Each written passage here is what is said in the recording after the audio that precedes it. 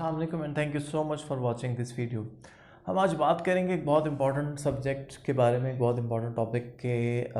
अक्सर लोग ये सवाल कर रहे होते हैं कि हमारी ज़िंदगी में ये प्रॉब्लम है कि हम अपने आप को दूसरों के साथ कंपेयर कर रहे होते हैं, और अक्सर दूसरों के साथ कंपैरिजन हमारे दिमाग में चल रहा होता है। और इसका हल क्या है? और ये समटाइम्स ये कंपैरिजन जो है वो हमारे अंदर नेगेटिव इमोशंस को प्रोड्यूस करता है। तो मतलब अगर किसी और को हम प्रोग्रेस करता देख रहे हैं और हम वो नहीं अचीव कर पा रहे होते हैं, तो समटाइम्स जो है वो एक एंगर, एक सैडनेस, एक डिप्रेशन वाली सिचुएशन, एक स्ट्रेस की सिचुएशन एक पर्सन के अंदर आ सकती है। तो ये जो कंपैरिजन है ये इससे हम कैसे बाहर आएँ? तो ये बहुत इंपॉर्टेंट क्वेश्चन है और बहुत इंपॉर्टेंट फिनोमेना जो हम में से बहुत सारे लोग फेस कर रहे होते हैं। इस फिनोमेना पे बात करने से पहले हम इसके पीछे के माइंडसेट को अगर देखें तो हमें अंदाज़ा होता है कि एज ए ह्यूमन हमारी एक बेसिक नेचर है, और वो नेचर ये है कि हम बाकी जानदारों की तरह नहीं हैं, हम बाकी जमादात की तरह नहीं हैं, हम बाकी नबातात की तरह नहीं हैं, हम बाकी हैवानात की तरह नहीं हैं। इंसान के अंदर एक मुस्तकिल ग्रोथ का पोटेंशियल है, इंसान के अंदर मुस्तकिल जो है वो तरक्की करने का, मुस्तकिल ग्रो करने का, मुस्तकिल एक तकामुल का जो प्रोसेस है वो एक कंटिन्यूस प्रोसेस है, जो कि इंसान की इन्नेट नेचर है, जो कि इंसान की बेसिक नेचर है कि उसने ग्रो करना है। बट अनफॉर्चुनेटली अगर वो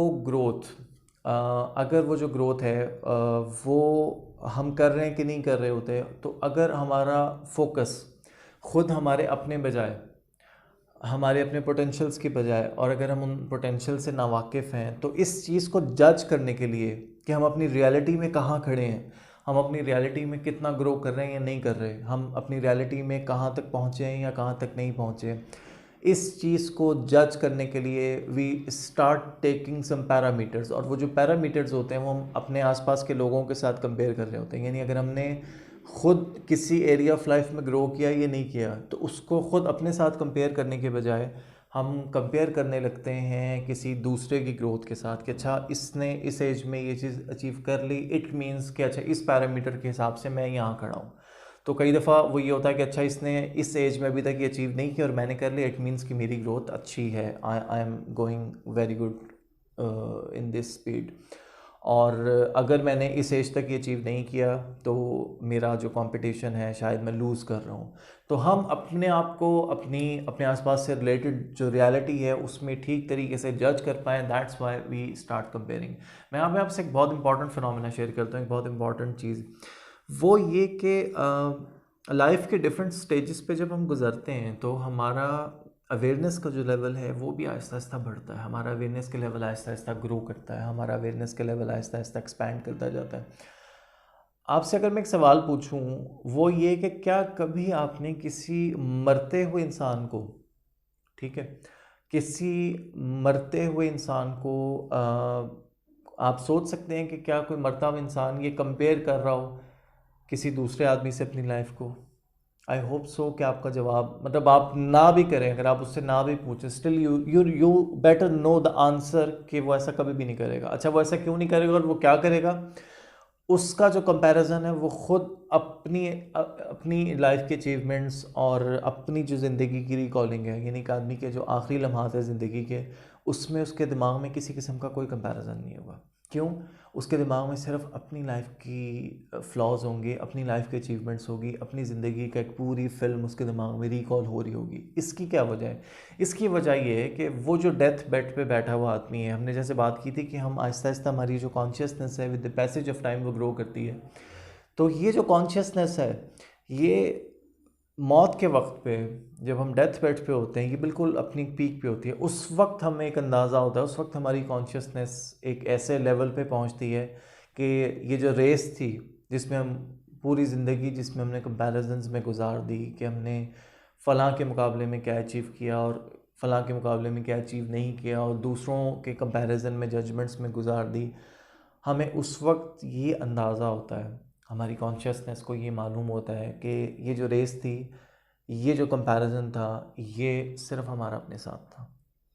اس کمپیریزن میں کسی دوسرے کا کوئی رول نہیں تھا. یعنی ہمیں خود اپنے آپ کو اپنی ریالٹی میں اپنے ہی کمپیریزن میں دیکھنا تھا, کسی اور کے کمپیریزن میں نہیں دیکھنا تھا. ہمیں اپنی ریالٹی میں خود اپنے پوٹینشیلس کے کمپیریزن میں دیکھنا تھا, خود اپنے کل کے مقابلے میں دیکھنا تھا. کسی دوسرے کے کل یا کسی دوسرے کے پرسوں کے مقابلے میں اپنے آج کو جج نہیں کرنا تھا. کسی دوسرے کے لائف چیپٹرز کے کمپیریزن میں ہمیں اپنی لائف کو کمپیئر نہیں کرنا تھا. تو یہ جو اویئرنیس, جیسے میں نے بتایا کہ آپ کو کہے بغیر بھی یہ جواب معلوم ہے کہ ایک پرسن جو ہے وہ لاسٹ مومنٹ پہ جب ہوتا ہے تو وہ اپنے آپ کو کمپیئر نہیں کر رہا ہوتا, اور you can sense this thing کہ اس کا جو کمپیریزن ہے وہ اپنے ساتھ ہی چل رہا ہوتا ہے. تو اگر یہ اویئرنیس آپ اپنے اندر, اگر ہم لوگ اویئرنیس کی اپنے اندر یہ جو کانشیسنیس ہے یہ اگر اس سٹیج تک جانے سے پہلے پیدا کر لیں تو خود بخود ہمارا جو فوکس ہے وہ انورڈ سٹارٹ ہو جائے گا. ہمیں اندازہ ہوگا کہ it's just like a journey, اور یہ جرنی ایسا ہے کہ جیسے کوئی پرسن, آپ کسی بس میں سوار ہوئے ہیں, آپ کسی ٹرین میں سوار ہوئے ہیں, اور ایک پرٹیکولر پوائنٹ پہ جا کے کوئی مسافر اگر اتر گیا ہے تو اٹس ناٹ اباؤٹ کہ آپ کا دماغ جو ہے وہ کمپیریزن کرنے لگ جاتا ہے کہ ہو یہ تو مجھ سے پہلے اتر گیا تو میں ابھی تک کیوں نہیں اترا, میں ابھی تک بس میں بیٹھا ہوں, میں ابھی تک سفر میں ہوں.